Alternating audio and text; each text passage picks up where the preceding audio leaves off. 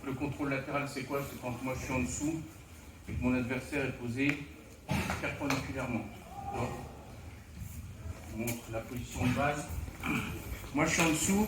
Lorsque mon partenaire me contrôle en contrôle latéral, il a une main derrière la tête, il a le genou ici derrière mon aisselle, il a le contrôle de ma hanche avec son coude et avec son genou de l'autre côté. D'accord? Ici, il bloque mes quatre coins. 1, 2, 3 et 4. Et là, ça devient compliqué de bouger.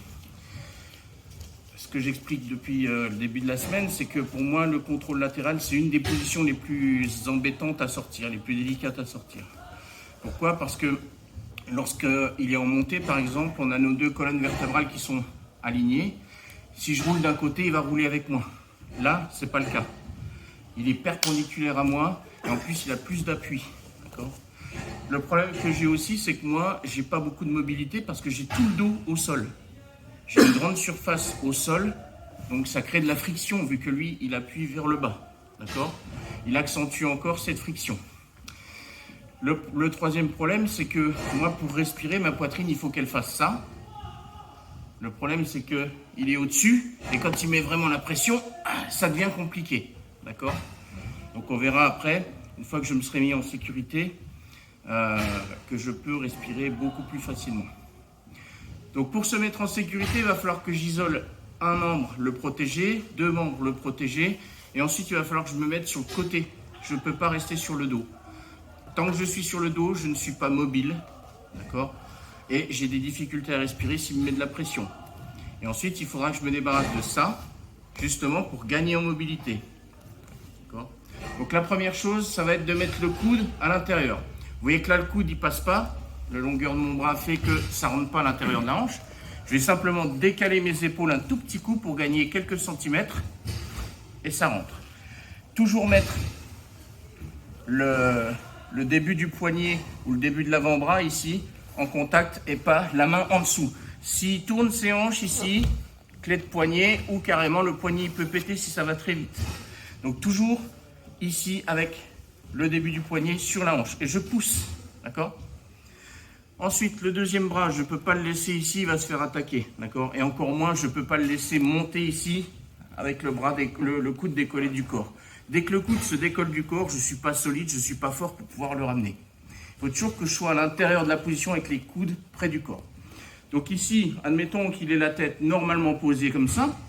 Si mon bras est ici, ça va être assez facile de rentrer là et de mettre la main devant, d'accord? Évitez, on en voit beaucoup, surtout chez les très débutants. L'adversaire passe, il me prend en contrôle latéral et vous venez là. Parce que vous ne voulez pas qu'il vous attaque, vous le collez ici. Le problème, c'est que vous entendez comment je respire. Il me met de la pression, j'en rajoute moi-même. Je suis en train de l'écraser sur moi. Ça ne sert à rien. A contrario, faire ça, appuie. Vous voyez que ça ne sert à rien du tout. Son corps, il ne bouge pas. Je sers juste ici à me faire tétaniser les avant-bras et à me fatiguer pour rien. Ce qu'il faut, c'est avoir les bras devant sa poitrine pour pouvoir le repousser. D'accord? Donc on a vu le deuxième, on le passe ici. D'accord? S'il a la tête un petit peu plus penchée et que je ne peux pas passer devant, d'accord? Pardon? Eh ben, je vais être obligé de le décaler, de le bouger pour créer mon espace. Donc pour ça, je l'avais déjà montré, on vient avec le biceps, le début du biceps, sur le haut de la tête ici. Et là. Je ponte vers lui. Je ne ponte pas comme ça. Je ponte vers lui. Là. D'accord? Et je crée bien un bon déplacement pour que lui, pendant qu'il essaye de contrer, il n'est pas en train d'attaquer mon bras. Si ça ne suffit pas une première fois, je peux repartir de l'autre côté et ainsi de suite jusqu'à ce que j'ai mon espace. Et j'ai mon espace. Donc quand je suis là, pareil, c'est le début de l'avant-bras qui vient contre la gorge et je pousse. C'est pas mon tranchant de la main parce que là, encore une fois, s'il attrape mon coude, on perd en dessous. Là, regardez, il me fait une clé de poignet là. S'il tire sur mon coude, il me fait une clé de poignet. Donc encore une fois, c'est l'avant-bras. Là, je risque pas. Maintenant, ces deux bras, je m'en sers pour pousser légèrement. D'accord? Pour maintenir une distance entre lui et moi. Maintenant, il faut que je me débarrasse de ça. Je vais aller passer cette main à l'intérieur et ici. Je colle ma main ouverte contre mon oreille. Ok. Et une fois que je suis là, même s'il tient fort, j'arrive à passer de l'autre côté. Tout simplement, remettre de l'autre côté. Tout simplement, enlève ta main, en venant chercher ici, le long de ma tête, et en ouvrant le coude. D'accord? Je viens ici. Et une fois que je vois son bras ici au milieu, je peux venir avec cette main là. Voilà. Là, il n'y a plus de pression derrière ma nuque. Je peux me mettre en position de sécurité. Ça va être ponter très haut droit et sortir mes fesses pour me retourner en direction de ses hanches. Et là. Là, vous voyez, je suis bien sur le côté. Qu'est-ce qui se passe? Ma poitrine, elle continue de respirer comme ça, alors que lui, il appuie comme ça. Mais s'il met tout son poids là, je continue à pouvoir parler normalement, sans problème. Si je refais la même ici, il appuie, et là, vous entendez que je ne parle pas normalement. Vous voyez la différence?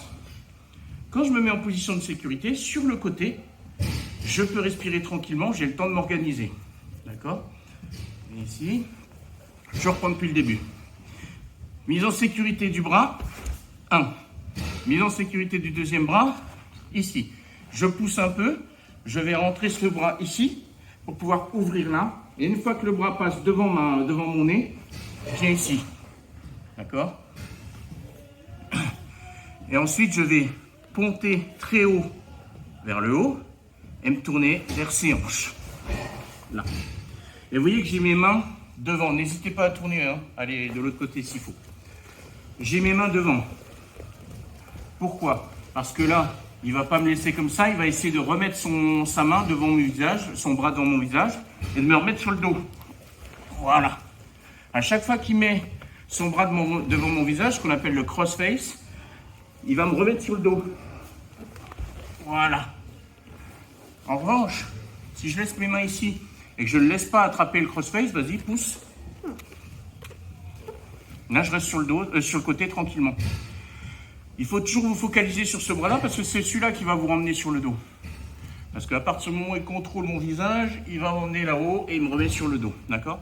Donc quand je me mets en position de sécurité, je suis ici et là. D'accord? Ça, c'est votre position de sécurité. Là, s'il avance vers moi, j'ai toujours un peu d'espace. Je peux rentrer les jambes. Pourquoi? Parce que comme j'ai plus la tête qui est contrôlée, je regagne ma mobilité et je peux me déplacer sans problème. Cette chose-là, je ne peux pas la faire tant qu'il tient ma tête.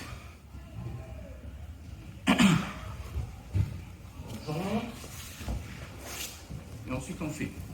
Je suis ici. 1. Le bras contre la hanche. J'enlève déjà un petit peu de pression. Vous voyez que je suis relax. Hein.